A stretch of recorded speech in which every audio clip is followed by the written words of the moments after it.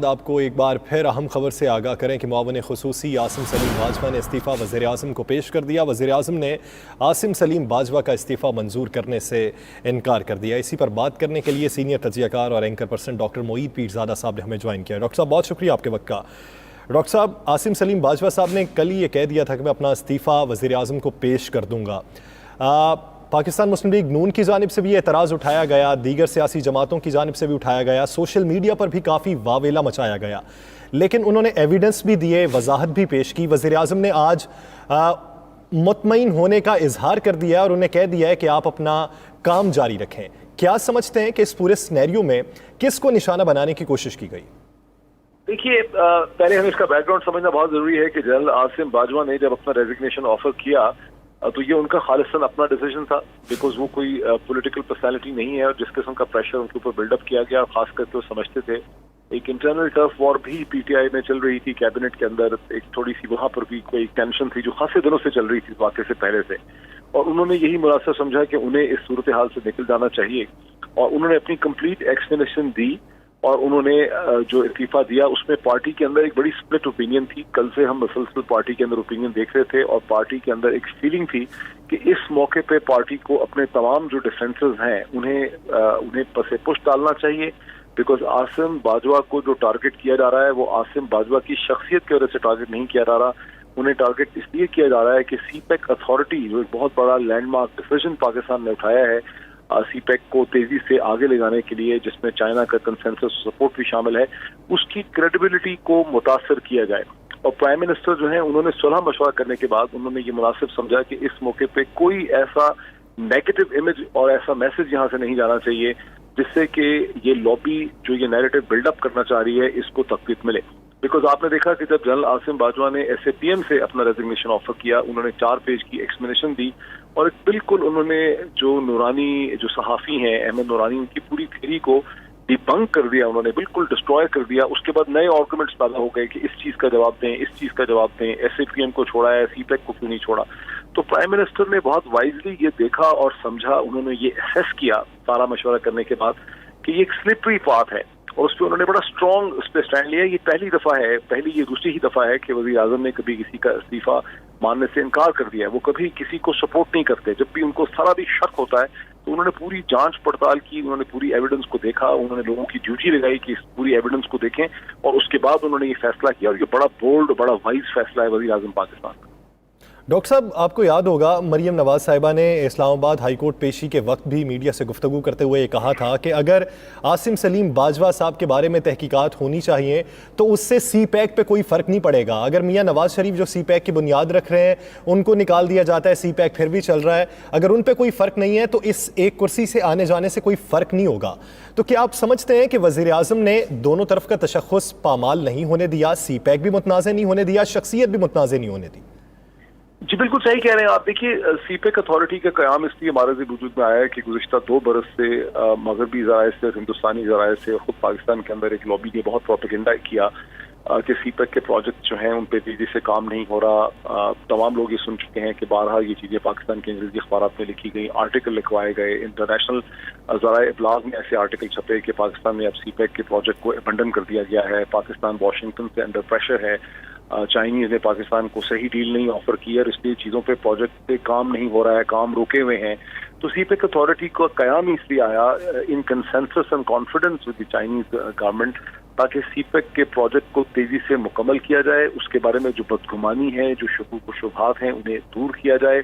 और एक इसमें एफिशिएंसी लाई जाए, स्पीड लाई जाए। और जो इसमें लैक ऑफ इंटीग्रेशन है, जो कोऑर्डिनेशन नहीं हो पा रही है, क्योंकि बहुत डिपार्टमेंट्स इन्वॉल्व हैं, फाइनेंशियल इंस्टीट्यूशन है, कॉन्ट्रैक्टर हैं, प्रोविंशियल गवर्नमेंट है, लीगल इश्यूज हैं, उनको स्मूथ करने के लिए एक अथॉरिटी बनाई गई जिसने बहुत तेजी से चीज़ों को स्ट्रीमलाइन करना शुरू किया। अब वो जो लॉबी सीपेक के खिलाफ है उसका बुनियादी गोल ये था कि अगर इस मौके पर जनरल आसिम बाजवा को किसी तरह से सामने से हटाया जाए तो आपकी एक कंसेंसस पर्सनैलिटी भी डिस्प्लेस हो जाएगी, अथॉरिटी का पूरा काम जो है वो डिसरप्शन में और डिसफंक्शन का शिकार हो जाएगा। तो प्राइम मिनिस्टर ने इसी वजह से बहुत सोच समझ के ये आज का कदम उठाया और मैं समझता हूँ कि बहुत ही पॉजिटिव बोल्ड डिसीजन उन्होंने लिया। सही। डॉक्टर साहब साथ ही रहेगा, मैं यहाँ पे ज्वाइन किया है सीनियर तजियाकार इरशाद अहमद आरिफ साहब ने। इरशाद साहब बहुत शुक्रिया आपके वक्त का। इरशाद साहब, ये मुआविन खुसूसी इत्तलात आसिम सलीम बाजवा साहब के हालिया जो इनके खिलाफ जो बातें चल रही थी सोशल मीडिया पे, उसको लेके भारतीय मीडिया पे काफ़ी प्रोपेगेंडा किया गया, CPAC को भी मुतनाज़ बनाने की कोशिश की गई, लेकिन उनकी जानिब से जो वजाहत पेश की गई, जो सबूत पेश किए गए, उस पर वज़ीर आज़म ने इत्मीनान का इजहार किया है और उन्हें अपने ओहदे पर काम जारी रखने की हिदायत की है। क्या समझते हैं कि वज़ीर आज़म ने इस पूरे मामले को किस तरीके से डील किया? मेरे ख्याल में वज़ीर आज़म ने बेहतर फैसला किया है और ये सोच कर किया है कि अगर एक शख्स जो वजाहत दे रहा है वो काबिल कबूल है, वो तसल्ली बख्श है, तो फिर इस्तीफ़ा मंजूर करना जो है वो उस शख्सियत के साथ सिर्फ ज्यादती नहीं है, अपने साथ भी ज्यादती है कि फिर तो हर शख्स जो उठेगा वो इल्ज़ाम लगाएगा और अगला जो मनी ट्रेल भी पेश कर दे, तसल्ली बख्श सबूत भी पेश कर दे, उसके बाद उसका इस्तीफ़ा मंजूर कर लिया जाए, तो ये एक बैकफुट पे जाने की बात थी। तो मेरा ख्याल है वज़ीर आज़म को अपनी टीम के अरकान का दिफा भी करना चाहिए और उनका एहसाब भी साथ साथ जारी रखना चाहिए। आसिम सलीम बाजवा जो हैं, एक इज़्ज़तदार फैमिली से उनका ताल्लुक़ है और वो मुलाजमत में आने से पहले भी उनका ख़ानदान जो था, रहीम यार ख़ान और सादकाबाद का एक अच्छा वेल इस्टेब्लिश ख़ानदान है। अगर कारोबार के हवाले से कोई ऐसी चीज़ सामने लाई जाती जो वाक़यातन जैसे मालूम होता है कि उन्होंने बतौर कोर कमांडर या बतौर चेयरमैन CPAC कोई नाजायज़ फ़ायदा उठाया अपनी पोजीशन का, तो फिर तो जवाज़ बनता था कि उनका इस्तीफ़ा, बल्कि इस्तीफ़ा वो ना भी देते तो लिया जाता। लेकिन जब उन्होंने एक वजाहत पेश कर दी और वजाहत वज़ीर आज़म को काबिल कबूल लगी, और बल्कि मीडिया पर भी रात से हम देख रहे हैं कि लोगों ने यही कहा है कि जी काबिल कबूल वजाहत है। यहाँ एक अजीब व गरीब कल्चर बना है कि मुल्क का वज़ीर आज़म हो, उससे मनी ट्रेल मांगी जाए, वो देने से इनकार कर देता है। कोई जज हो, कोई और ताकतवर आदमी हो, तो बजाय इसके कि वो वजाहत दे, मनी ट्रेल दे, वो दूसरों पर इल्ज़ाम तराशी शुरू कर देता है। लेकिन आसिम सलीम बाजवा ने ऐसा कोई काम नहीं किया, हत्ता कि ये तक कहने की ज़रूरत महसूस नहीं हुई कि मुझे किसी खास वजह से निशाना बनाया जा रहा है, बल्कि उन्होंने अपनी मनी ट्रेल पेश कर दी, अपनी वजाहत पेश कर दी। तो मेरा ख्याल है वज़ीर आज़म ने ये दुरुस्त फैसला किया है, क्योंकि इससे आसिम सलीम बाजवा तो शायद मुतनाज़ होते या ना होते, लेकिन CPAC पर उसके असरात मुरतब होने थे मनफी अंदाज में, क्योंकि अमेरिका की, भारत की और पाकिस्तान में जो उनके गुमाश्ते हैं, उनकी ख्वाहिश है कि किसी तरह CPAC का काम तातुल का शिकार हो, पाकिस्तान और चीन के दरमियान गलतफहमियाँ पैदा हों और फिर वो खुशी से बगले में बजा सकें कि देखें हमने मुअत्तल करा दिया। तो मेरा ख्याल है ये मुनासिब फैसला है और इसी तरह से होना चाहिए कि कोई अगर कारकुन या उनकी टीम का मेंबर जो है उस पर दबाव आता है तो उसका दिफा सिर्फ उसकी इंडिविजुअल की जिम्मेदारी नहीं होनी चाहिए, बल्कि वज़ीर आज़म को भी उसका दिफा करना चाहिए। हाँ, अगर वो तसल्ली बख्श वजाहत ना हो तो फिर जाहिर बात है किसी को दिफा नहीं करना चाहिए। एक नई रिवायत कायम हो रही है इस मुल्क में कि किसी भी काबीना के